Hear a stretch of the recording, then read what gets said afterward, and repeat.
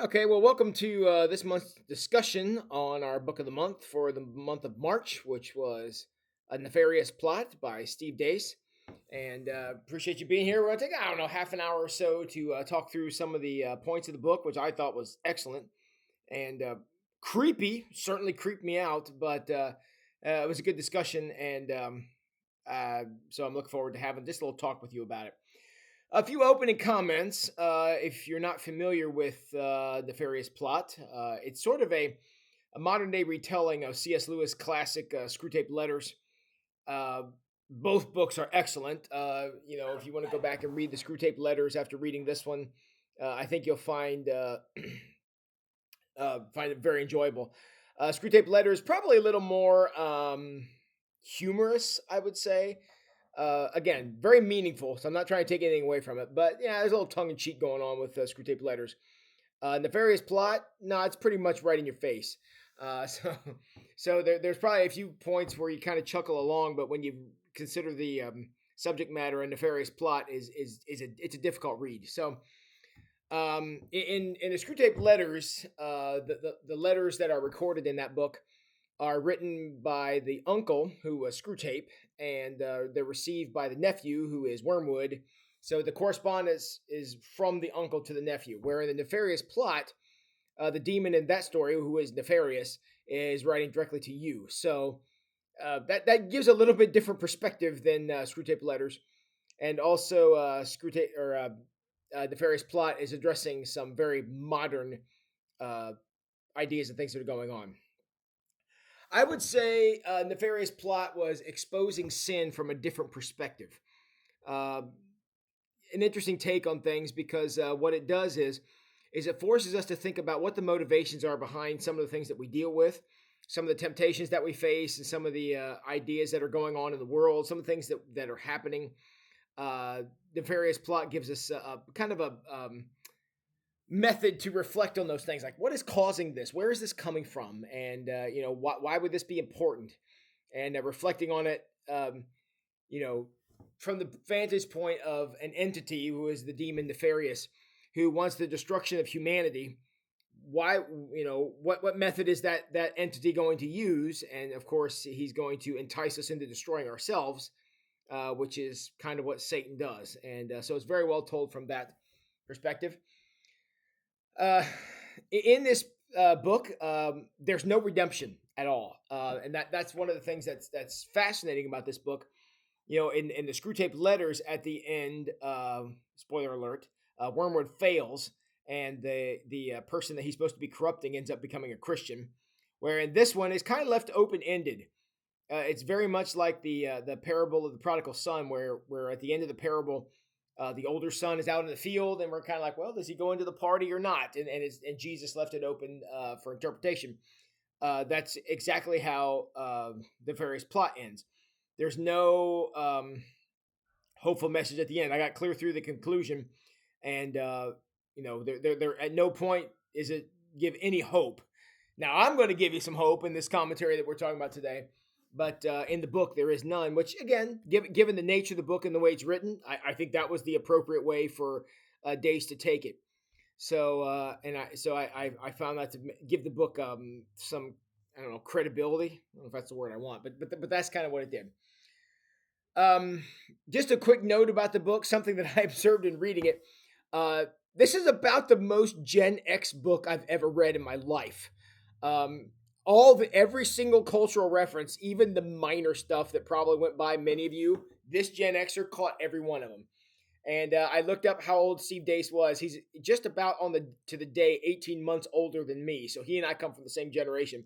So every single one of his cultural references, again, even the minor stuff and the very minute stuff, I knew every single one of them. He's clearly a superhero fan because there's a whole section where he writes about superheroes, and y'all know, as I have the Captain America shirt on right here, that's definitely right up my alley. So I enjoyed that, but I can also understand if you don't come from my generation, a lot of those cultural references you may not have gotten.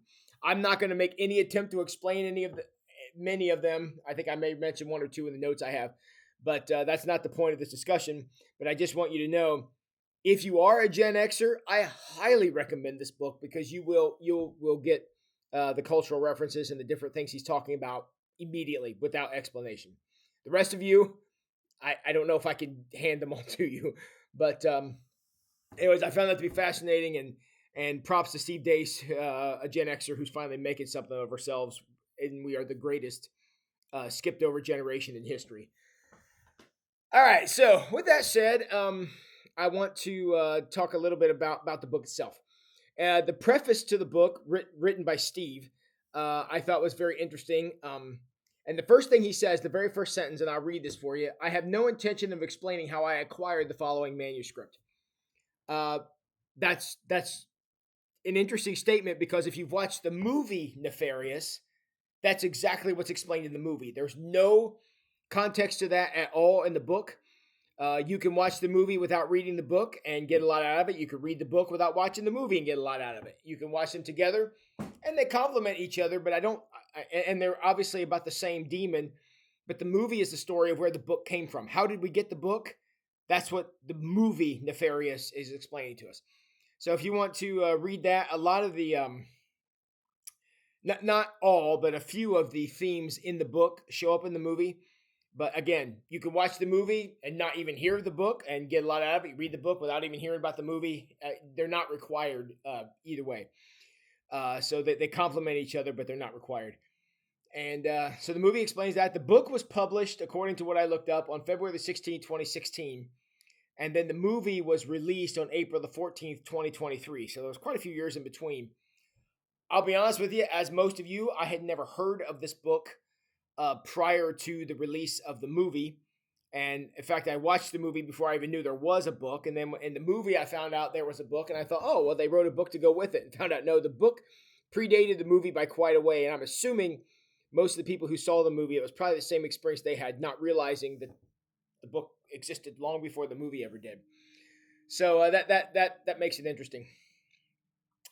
But the book sets up kind of the mystery of the origin, and which again is cleared up in the movie. But that kind of helps the book, because a lot of times as you're reading it, and again, it's a work of fiction, but it's a work of fiction that makes a good point. I would almost call this book an extended parable, because it teaches an excellent point. Even though the demon Nefarious, we have no way to know whether he exists or not. But but the way it's written is it's a commentary on culture, and that makes it very interesting and a very enjoyable read for the most part. There's some very difficult parts as well. So by setting up the mystery of the origin and where this came from, it gives kind of a whole mysterious aura around the book about how this thing just showed up. We don't know where it came from. I'm not going to say how I got it, so on and so forth, which is kind of interesting. And then Steve Deace signs the book, or signs the preface, and then he writes the scripture verse, and I'm going to read it to you. He signs the name Steve Deace, and then it's 2 Chronicles 7:14, and let me read that to you. He says, "If my people who are called by my name will humble themselves and pray and seek my face and turn from their wicked ways, then I will hear from heaven and I will forgive their sin and heal their land." That's 2 Chronicles chapter 7, verse 14, which is the verse he signs with. That's probably the only ray of light of hope in this, but you have to admit, it's a pretty significant one. I'm scheduling this video to hit our YouTube channel on Monday, Thursday. So again, the whole topic of Nefarious and the Nefarious plot, the book, is about the depravity and fallenness of humankind, which historically is exactly what we are recognizing during the season of Lent. So these two things, I chose this book during March for that reason, because I knew it would encapsulate most of Lent and get us to reflect on our fallen nature, which honestly, this is probably one of the best stories I've ever read to help us reflect on just how fallen we are. So thought that was interesting. Then at the end of the preface, there's a little sort of, I don't want to call it introduction, because he actually writes another introduction, but there's a little section that's actually written by Lord Nefarious, the demon, and he dedicates this book to all the useful idiots who made this happen. Well said. Got nothing to add to that, because while I don't normally agree with demons, he's certainly not wrong about that. All right, so he begins the introduction, then after the preface, he begins the introduction by quoting David Copperfield, that famous novel by Charles Dickens, I am born. I No reference is ever given as to why he starts it that way, so he does, and there we are. I wanted to find a couple of terms that Nefarious is going to use throughout the story. Dear old dad, and again, if you've read, you picked this up almost immediately. Dear old dad is God. His master is Satan. The carpenter is Jesus, and there's references in the introduction to Satan being the snake in the garden, which we all know to be the case. I thought it's interesting that multiple times during the course of this book, he references the resurrection, but he always tags that by saying, "I'm neither confirming nor denying that the resurrection happened." Um, hell takes no official position on the resurrection, which again, that's exactly what I would expect them to do. They certainly don't want to give credence to the greatest event in human history, and they don't want to identify it because it was their ultimate defeat. But so I think to phrase it that way, to say, we have no official position, honestly, for the sake of the story, it's a brilliant literary technique. So I thought that worked out well. The other thing in the introduction that Nefarious sets up is, what is his motivation? So why does he want to destroy humanity? And he is angry that we humans have received gifts that he thought only the angels should be entitled to, which is way back to some of the apocryphal stuff and ancient writings that I'm not getting into here. But that thing, Deace is not the first one to come up with an idea like this. We've seen this various times in various writings. And so what he wants to do is he wants to prove to God that we were not worth it.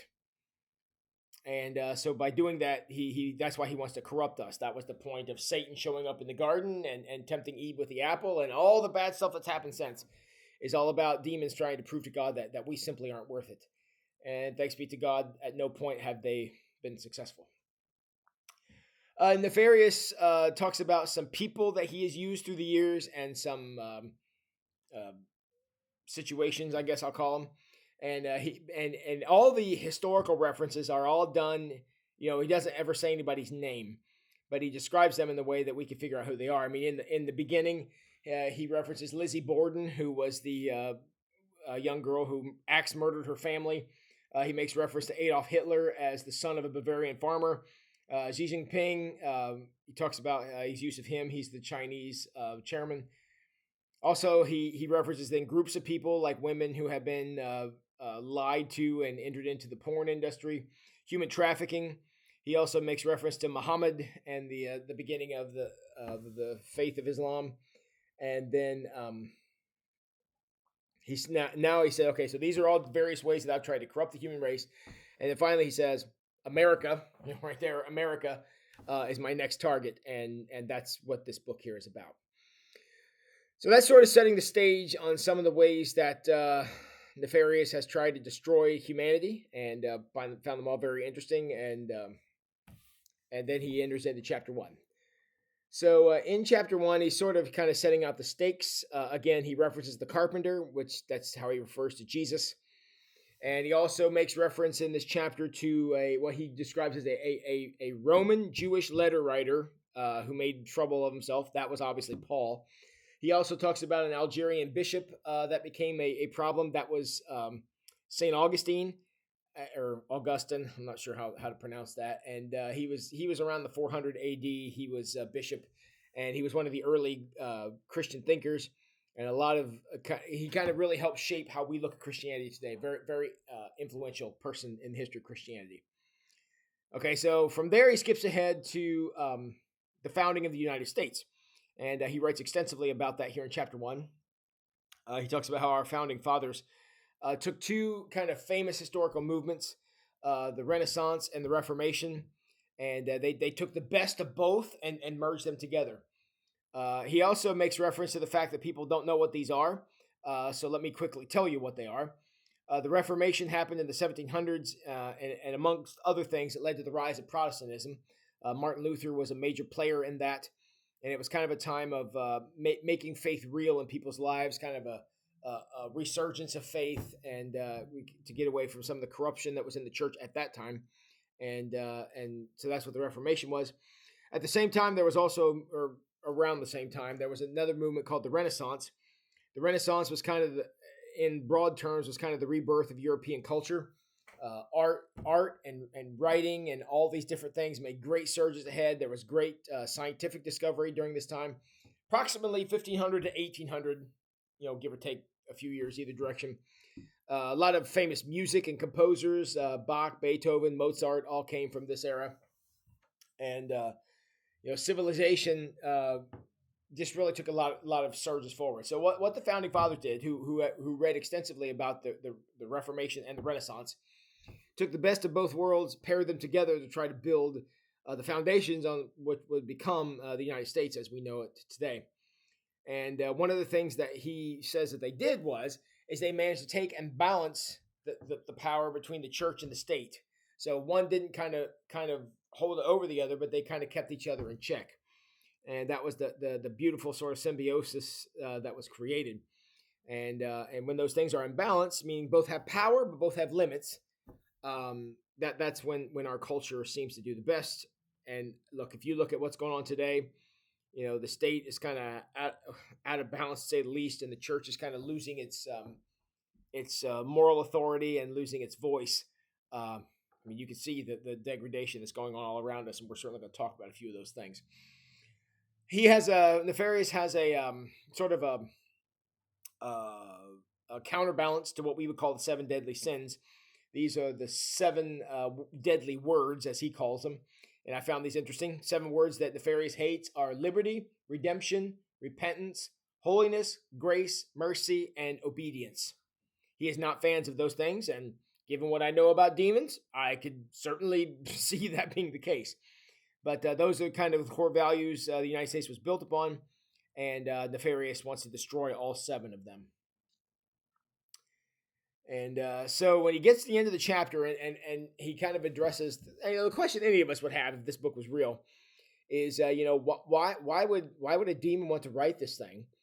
And then Nefarious explains that he's willing to disclose all these plans and all these things to us because he believes we are beyond redemption. We have passed the point of no return. Now I and any believing Christian does not believe that. We may not be where we want to be, and there's a lot of things going on in the world today that we wish we could fix, but there is no such thing as beyond redemption. If we would turn around again, do what was the verse? 2 Chronicles 7:14. Turn back to God and repent and see if we can move back in the right direction. One of the ways that Nefarious used to corrupt us is they took over. He calls it our elite class. I would dispute the word elite, but that's the word he uses, and I think we all know what that means. Our upper class hates our culture.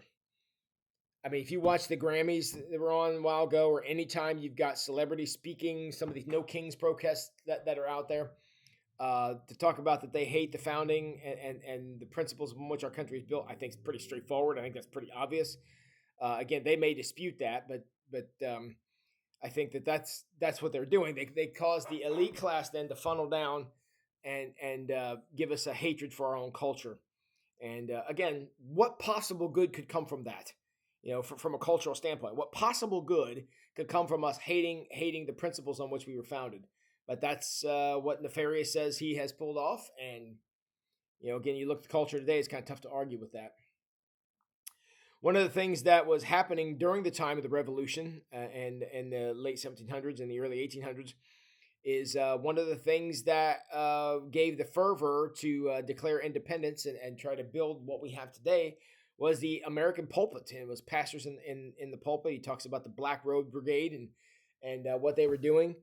And because of the strength and power that was instilled in our culture in those early years, Nefarious says, in order to take down America, we're going to play the long game. A lot of times they would. He talks about destroying other cultures and how they would do it in various ways they used. Well, they didn't work against the United States. They didn't work against America because of the way we were founded and the principles on which we were founded. So they had to play the long game, which we are going to talk about here in just a second. So that's chapter 1, sort of setting the stage of why and what Nefarious is up to.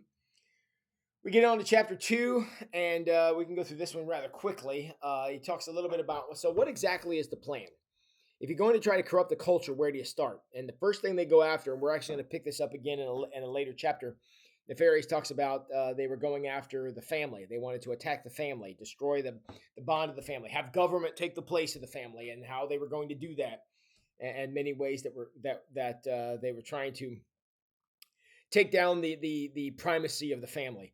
And again, what we see going on in the world today, there's a lot of evidence of that. A lot of the breakdown we see in society is because children are, not in stable families, and again, even adults are suffering from that. And so, to be able to preserve the family as much as possible would be great.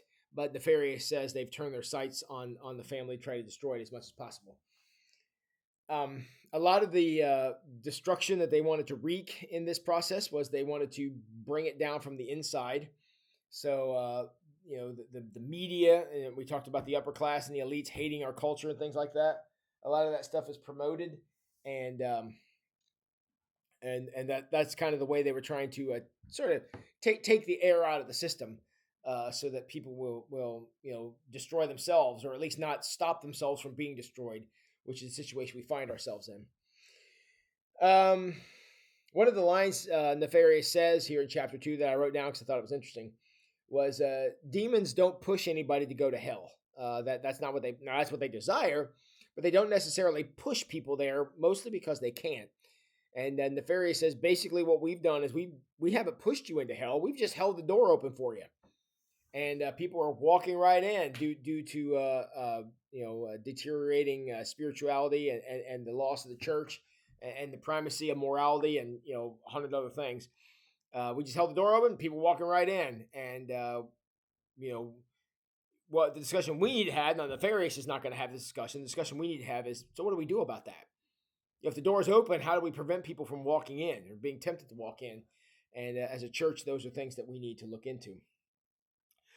And one of the ways that people will walk through that open gate to hell is they need an excuse. And Nefarious will say multiple times throughout this book, but he says it the first time here, is the favorite excuse that he hands people is what he refers to as victimology. And again, if you get on social media or you watch any TV, you'll see people love to be victims. Oh, I'm tired. Oh, I'm sick. I've got this diagnosis. I've got that thing against me. All these people are out to get me.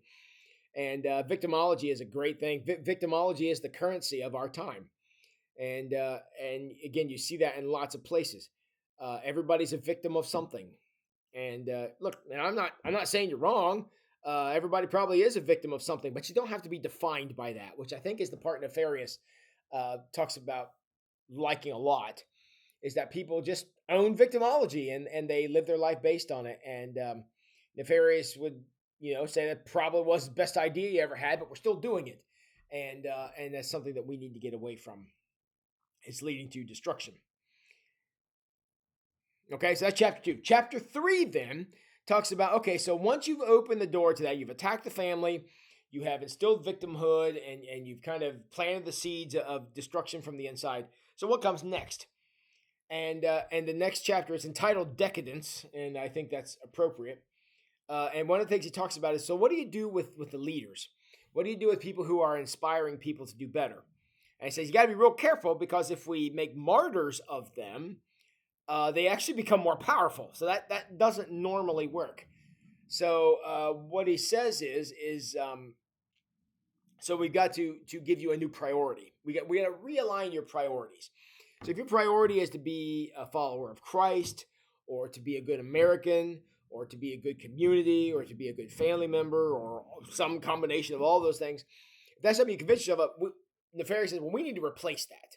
If we're going to corrupt you, we've got to get a new priority. And Nefarious says our favorite priority to hand people is to take the idea of suffering and the idea of anything bad and all this, take that away from you and hand you a new priority that we like to call comfort.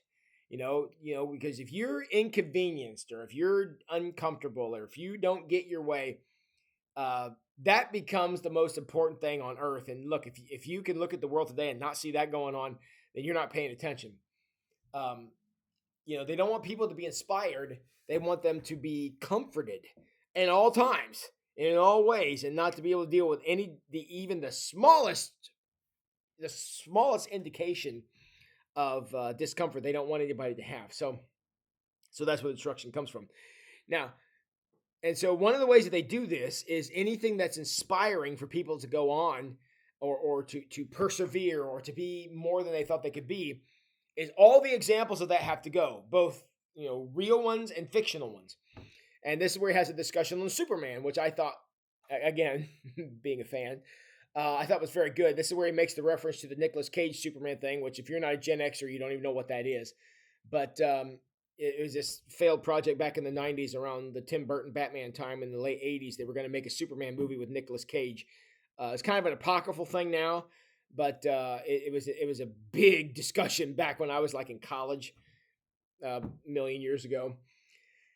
And so that's what they want to do is they want to take all these examples of inspirational things, and that's what Superman has always been, and make it be or take it away or make it goofy or stupefy it or rewrite them, and that's kind of what some of the modern interpretations of Superman have done, and that's that started there. And then he talks about the use of movies and media. He references The Last Temptation of Christ, which was a movie starring Willem Dafoe as Jesus, which this is not a recommendation for you to go see that movie. It's a challenging movie. We'll just say it that way. And but then there was another one a couple of years ago. There was one called Noah, starring Russell Crowe. That was, I don't know, portrayed Noah as being schizophrenic, or I'm not sure what the heck was going on there. There was another one called I can't remember the name of it. Christian Bale was Moses a few years ago, where Moses had bipolar disorder or something. Again, these movies are goofy. They're made by guys who don't believe, and watch them or don't watch them, but don't be moved by them because that's not who these people were in history.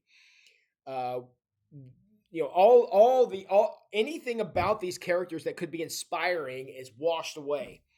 And so now you watch these movies and you come away feeling worse than when you started. Look, stories of Moses, yeah, there's difficult parts in the story of Moses, but the all in all, the character is inspirational. I mean, Moses is an inspirational man. Earlier today, I finished reading a commentary on Deuteronomy. What an inspiring man Moses was. Again, lots had troubles, no doubt, had adversity, all this stuff. Of course he did, but all in all, he was a very inspiring man. So any movie made about him should be inspiring. And I watched some of these movies about Moses. You go back to Charlton Heston and the Ten Commandments, very inspiring story. But then you watch some of these newer ones, and I don't know, they leave me kind of hollow. It's the same thing they've done to Superman, who is obviously a fictional character. But again, strip away all the inspiration, anything that could be inspiring about these characters, which is what they were meant to be. Just take all of that away, because we don't want anybody watching any movie and feeling inspired, because that apparently is not how that works.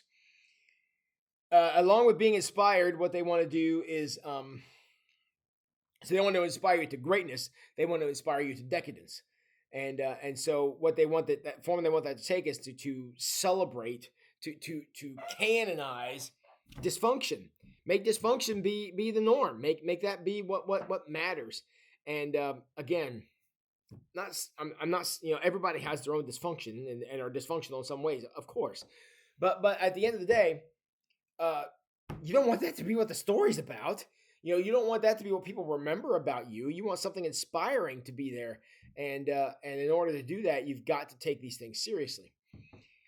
And one of the ways they want to, I don't know if I can make up a word here, disinspire people, is make the government take your place, or allow the government to take your place, or enable the government to take your place.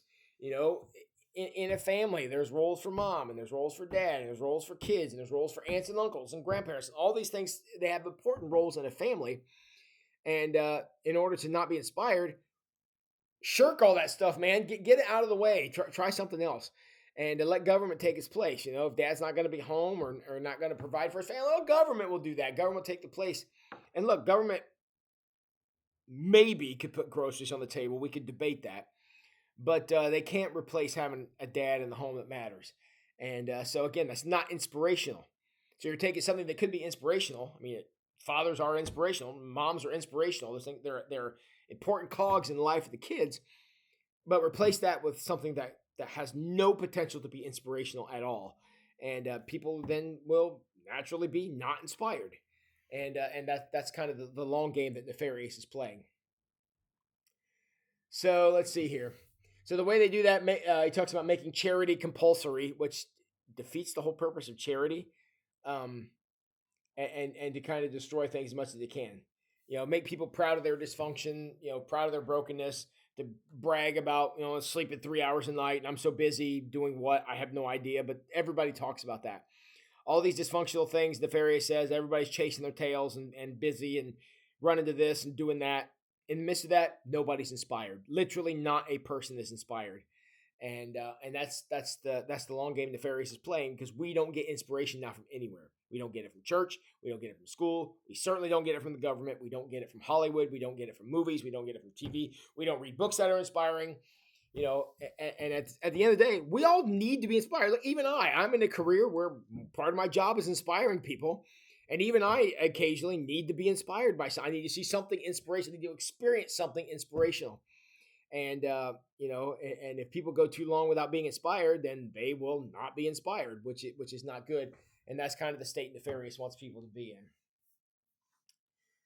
Okay, that's chapter 3. Chapter 4, we can go by real quick. If you look at chapter 4, he talks about debt. Debt is bad.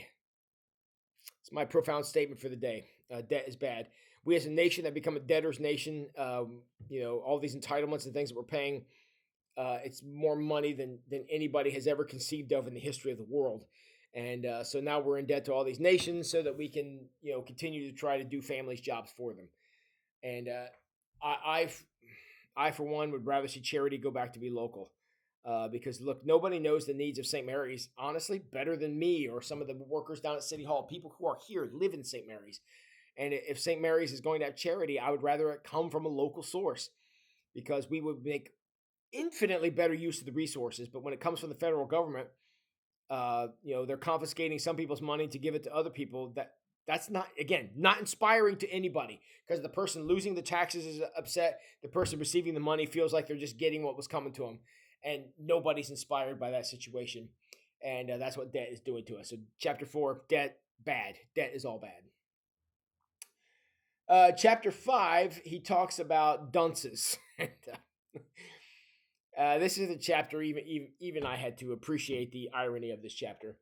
The first thing he talks about as a movie, and again, here's a Gen X reference, Idiocracy. It's a movie that was released in 2006. As a pastor, I cannot necessarily tell you to go watch Idiocracy, but if you want to have a whole terrible way of seeing the world today, Idiocracy was made as a comedy in 2006. You watch it today, and it looks like prophecy. It's the most terrifying thing. In fact, Crocs, those stupid shoes that everybody wears, they were based on the design from that movie. Okay, so this just to give you an idea what we're talking about. In that movie, everybody is stupided down to the point that they cannot function. They're just about their base impulses and how society has completely fallen apart. And in that movie, the main character he's frozen in a time capsule, and then there was an accident. And he's awakened, a couple hundred years later, or whatever it is. He comes out of the time capsule, and everybody is just stupid, and they're doing all these things, and they're just going after whatever they feel like they want, like an animal. Everybody's acting like animals. It's a horrible movie. That in 2006 was probably hilarious, but you just watch it now and it's depressing because it just, yeah. I'm not telling you to watch the movie, but if you do or if you've seen it, you know exactly what I'm talking about. Everything in the world is stupid. And the way that Nefarious says that they pulled this off is they've attacked the schools and they've attacked the churches. Anything that could provide educational opportunities, that's got to go. And sorry to say this, if you've had any interaction with college students, you know exactly what we're talking about here. They have a lot of knowledge, but almost no wisdom at all. Again, I was in my early 20s a long time ago, and I remember being full of knowledge and no wisdom also. But it's the celebration of knowledge at the expense of wisdom is what Nefarious says that they've done. Everybody knows a lot of stuff, but they don't know how to apply anything. And they don't look at the greater good. There's no the idea of the greater good is taken away, and that's a dangerous place. And that's kind of where our education system and a lot of churches and a lot of institutions and so on and so forth have gotten to, where they're just about dispensing knowledge, but they're not giving any wisdom. There's no experience. There's no practical, rubber meets the road kind of application. That doesn't exist anymore. Let's see. There's a lot of celebration of Charles Darwin in this chapter. Charles Darwin, the guy who proposed the theory of evolution, which is now taken as concrete fact, which is problematic. But look, the principles of evolution. Who cares? At the end of the day, what evolution gave everybody, the one thing they were looking for, and it was a way to explain existence without God. That's what evolution did. Look, did we evolve from apes or not? Who knows? I wasn't here. But the part of the theory of evolution that becomes so problematic is that we are saying that happened by accident. Lucky chance. Some kind of lucky globs of genetic goo is all we are. I cannot, do not, and will not buy that. We were designed by a creator on purpose, which is what I learned in Genesis chapter 1 and Genesis chapter 2. And, yes, there were some problems and difficult things that happened. Absolutely there were. But for us to throw out the designer because we have problems with the design. I mean, so what is morality based upon? If we say do what is right or live in a righteous way, righteous based on what? My idea, my latest whim, what my teacher told me, what is the standard? Where does it come from? If it doesn't come from God, where do we get it? Does it come from the government? I haven't seen much of that going on. So where does it come? If it doesn't come from God, where does it come from? Where could it come from? Where we're going to have these kind of principles and values and things. Where do we get them? These inalienable rights we want to talk about. Who gives them to us if it's not God? And it's a big question. It's a big gaping hole that's left there that needs to be answered by somebody. And if we're not going to allow that to come from God, then where are we? Let's see here. Nefarious ends the chapter here with a discussion of the Ten Commandments, which for some reason he feels the need to explain to us, which is a bad sign. If we have to have don't murder explained to us, that's kind of a problem. All right, chapter 6 then, he goes on to talk about decay. There are a handful of, what he does, the chapter kind of divides in two. The early part of the chapter talks about what do they want to decay, and then the second half of the chapter talks about how they want to decay it. Decay it? Yeah, go with it. So the things that they target, destroy, and first one I already mentioned was family, trying to destroy the family unit, the idea of moms and dads living together with kids in the same home, trying to destroy that family connection. The second thing they went after was the destruction of the church, to make church, one activity amongst many. It's not really prioritized. The idea of feeding your soul and learning about eternal things of eternal consequence. The idea of embracing Christ and being a follower of Jesus, being a disciple, learning and growing and all that stuff. If that becomes, we're not saying it doesn't exist. We're just saying it's on the same level as going to football practice or, being in choir or doing any one of the 10 million other extracurriculars that the school provides or whatever. It's just one amongst many. Well, then it's not a priority, then is it? And that's the problem. When church stops being a priority in people's lives and it starts becoming, hopefully, in best case scenario, at least on the same level as things where, other things that we prioritize, that's the best case scenario, where a lot of times I think it even drops below that. That's a problem. And church loses its relevance when that happens. He also goes on, I'm not going to go into this too much, but he talks about the degradation of the political parties. Again, just watch the news and see that happening right in front of you. And is it the Democrats? Of course it is, but it's also the Republicans. And but both parties seem to find their own way to trip over their own feet. So those are the three entities they're going after. Okay, I think we all get that. But I was more interested in this chapter talking about how Nefarious talks about how they did it. What was the strategy they used to pull these things off? And he's got, I think it's 7 points here, and I'll go through these quickly. The first one is Gnosticism. Gnosticism is a heresy that goes all the way back to the New Testament. It talks about that there is a secret withheld knowledge. People are keeping things from you. And if you go clear back to Eve and the serpent's conversation in the garden, that's the exact conversation. The serpent says, hey, God is keeping some kind of special knowledge from you, and if you ate this tree and got this knowledge, you'd be like God. Again, so that was the exact temptation she gave him. It was Gnosticism. It was the temptation of forbidden or hidden knowledge.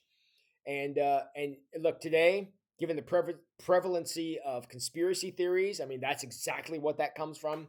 You know, how many podcasts can you watch out there about somebody explaining how the government's holding this back from you, how the church is holding this back from you, all the secret stuff out there that people are keeping away from you? And that's a lot of secret knowledge if it's really all true. But that's what Gnosticism is. It's the temptation of secret special knowledge from the government or from who knows what nefarious source. But it's all out there, and so that's what they do. Is they convince everybody that something's being withheld from them. That's Gnosticism. And in doing that, they will destroy themselves to try to figure out what it is. Even if it doesn't exist, they will destroy themselves to try to find it. So this next step after Gnosticism is legalism. That's following the letter of the law at the expense of the spirit of the law. Again, Jesus fights with the Pharisees about that all through the Gospels. You guys are doing the right thing, but you're doing it for absolutely the wrong reason, and you're trying to oppress people with it and do bad things.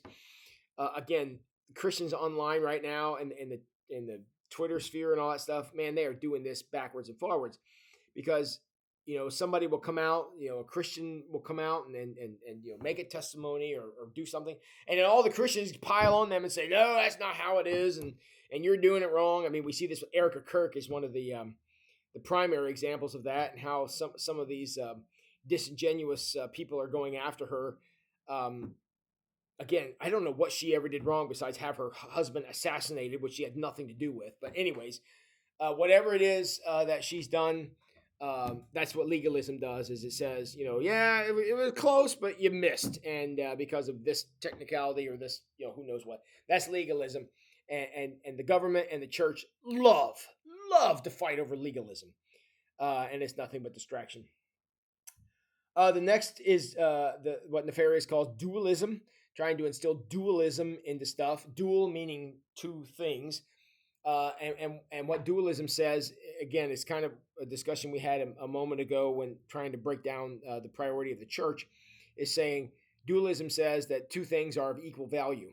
It doesn't matter what two things you're talking, any two things. Dualism says these two things have same value. And if you are looking at God, there should be no dualism. There should be nothing on that level, on his level. And if there is, that's the heresy of dualism. You are equating something to which there is no equal. And again, that's priority of your time, your talent, your treasure, however you're going to do this. If dualism says that there are things on the level with God, and I can tell you right now, false. I don't care what it is, false. It doesn't work that way. But when you get divided loyalties like that, which is what dualism causes, it breaks down what should be absolute priority in your life. From there, you get to utilitarianism. Please don't ask me to spell that. Utilitarianism is the idea that, okay, so if you got dualism, you got God and some other thing that shouldn't be on his level together. And then you say, okay, well, sometimes we're going to have to pick between these two things.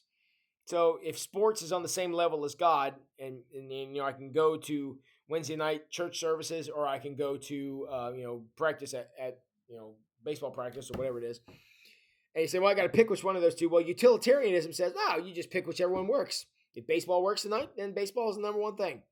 And if for whatever reason next week, maybe you're feeling a little more convicted and you want to go do the church, fine, do that next week. Next week, that's what it is. Utilitarianism says whatever you feel like is the most important thing is the most important thing. And that's chasing your tail. I mean, you're living in a tornado at that point, because if something's a priority, it should be a priority. And if it's not a priority, it should never be a priority, because it can't be a priority only during certain times. Now, again, if you want to prioritize Christmas in the second half of December, that makes sense, because there's a reason why you would do it during that time of the year. But if you want to, talk about, God and sports and say, I'll prioritize, God some of the time of the year, but football's going to take over during, the fall. Well, that's not, yes, that is the time of football season. I get that, but that's divided loyalties. Now you're lost because you're pursuing one goal during certain times of the year, and you're pursuing another goal during other times of the year. That's divided loyalty. That is utilitarianism. You're doing whatever suits you at the moment, which will leave you spinning in circles. The next one he has, I'm going to try the pronunciation on this one. He calls it syncretism. Syncretism. I'm going to assume that's what it is. So, where dualism says these two things are equally value, utilitarianism says I will prioritize whichever one feels like it's right. Well, that's a very small step to get to syncretism. And syncretism says both of them have equal value, which means serving God and going to football practice, equal value.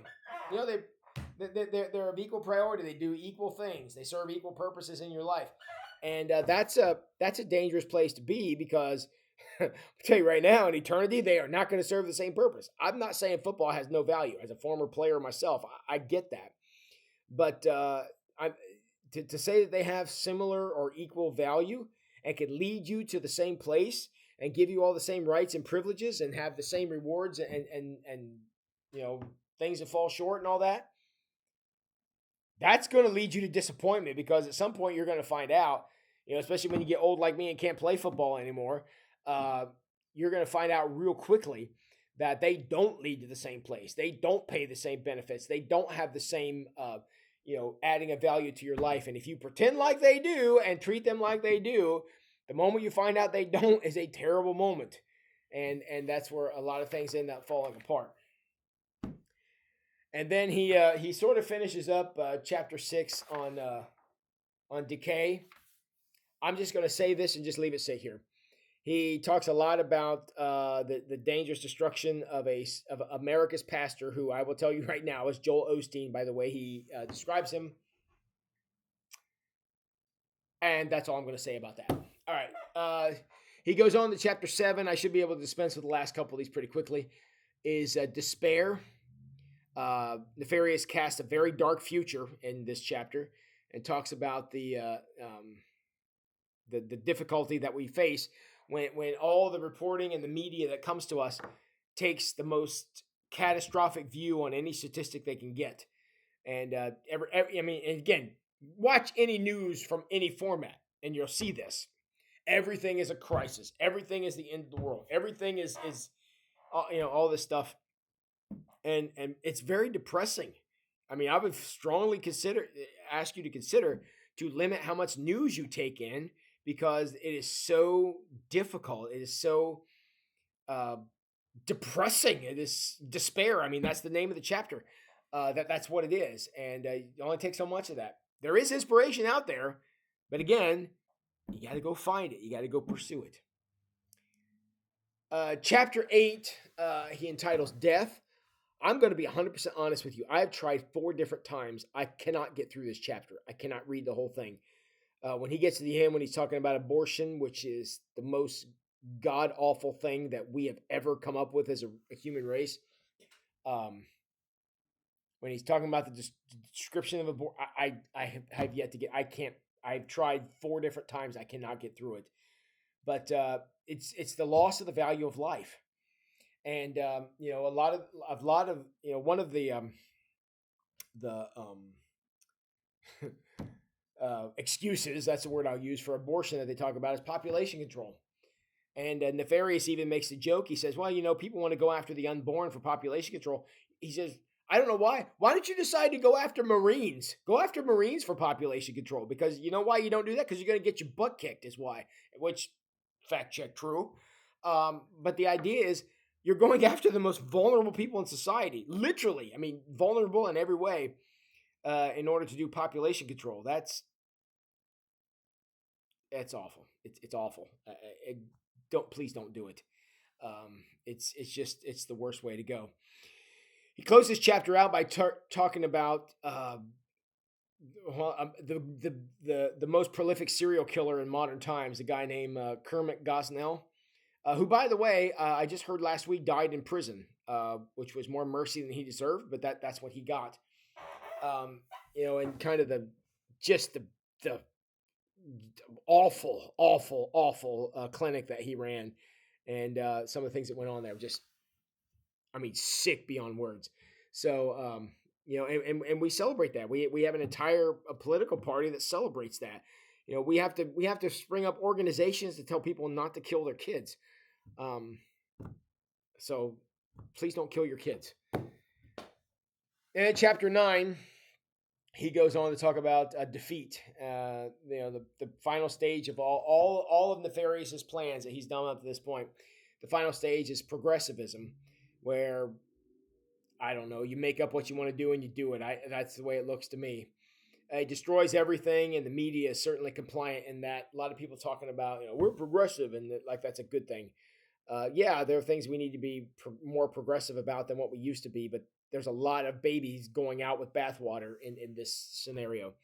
There's a lot of things that we have embraced and loved and cherished and been blessed by for thousands of years that we are just letting go, and we're not getting anything in return for it. That's the amazing thing. It's not like we're getting some kind of great situation or anything by giving these practices up, but we're just letting them go for nothing.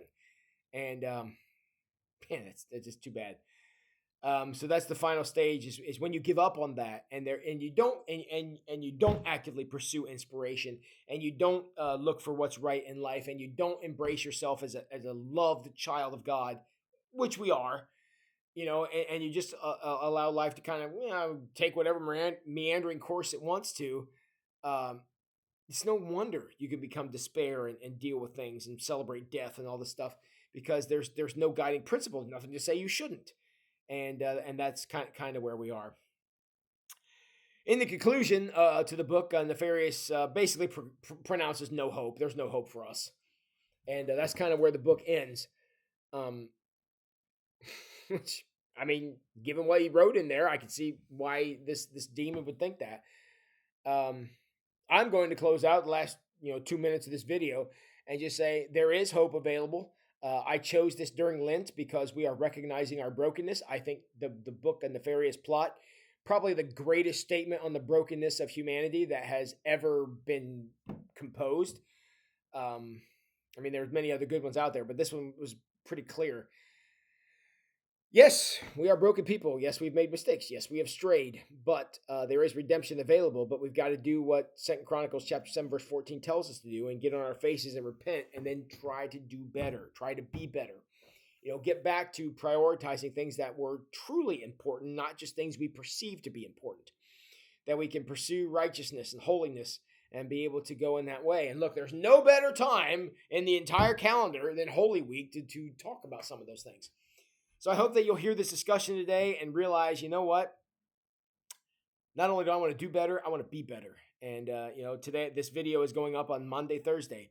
It's the day when Jesus instituted the sacrament of Holy Communion, the time that we recognize the broken body and shed blood of Christ. That body was broken and that blood was shed to give us the opportunity to do and to be better now and forevermore. And I hope that you will take advantage of that, be a part of that, and be blessed by that, because the journey is a good one. It's not easy, but it is absolutely worth it. And the world in which we live, in this great country in which we have been given the chance to be a part of, it's worth persevering for. It's worth self-denial. It's worth trying to build up these institutions and relationships that have sustained us this far, so that we can hand off to our children something that we definitely want them to have.